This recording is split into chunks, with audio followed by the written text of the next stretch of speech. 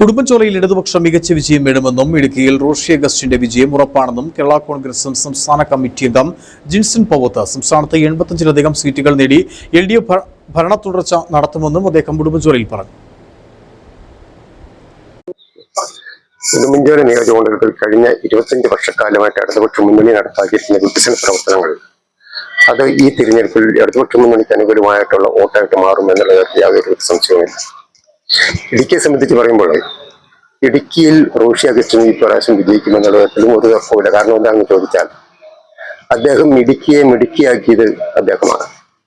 അതുപോലെ തന്നെ കഴിഞ്ഞ 25 വർഷക്കാലമായിട്ട് അദ്ദേഹം ഇടുക്കിയിൽ നടപ്പാക്കിയിരിക്കുന്ന വികസന പ്രവർത്തനങ്ങൾ, അതോടൊപ്പം കഴിഞ്ഞ ഇടതുപക്ഷ മുന്നണി നടത്തിയ ചിട്ടയായ ഇലക്ഷൻ പ്രവർത്തനം, പിന്നെ കഴിഞ്ഞ 25 വർഷക്കാലമായിട്ട് ശ്രീ റോഷി അഗസ്റ്റിന് ഉള്ള വ്യക്തിബന്ധവും സ്വാധീനവും എല്ലാം അദ്ദേഹത്തിന്റെ വിജയം സുനിശ്ചിതമാക്കും.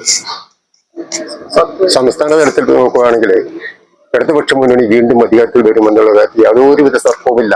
കാരണം എന്താണെന്ന് വെച്ചാൽ 85-ലധികം സീറ്റുകൾ നേടി ഇടതുപക്ഷ മുന്നണി അധികാരത്തിൽ വരും. UDF അവർ പറയുന്ന 100 സീറ്റ് മേടിച്ചുകൊണ്ട് ഞങ്ങൾ അധികാരത്തിൽ വരുമെന്ന്. അപ്പൊ എനിക്കൊരു സംശയമുള്ളൂ, ഞാൻ ഈ കാര്യം ചോദിച്ചോട്ടെ. 100 സീറ്റ് വാങ്ങി അധികാരത്തിൽ വരുന്ന UDF എന്തിനാണ് കേരള കോൺഗ്രസ് എങ്ങനെ മുന്നണിയിലേക്ക് ക്ഷണിക്കുന്നത്? ഒരു വട്ടമല്ലല്ലോ, പലവട്ടം ക്ഷണിച്ചല്ലോ. ഇതൊരു ശല്യമായിട്ട് തന്നെ ഞങ്ങൾക്ക് മാറിയിരുന്നു.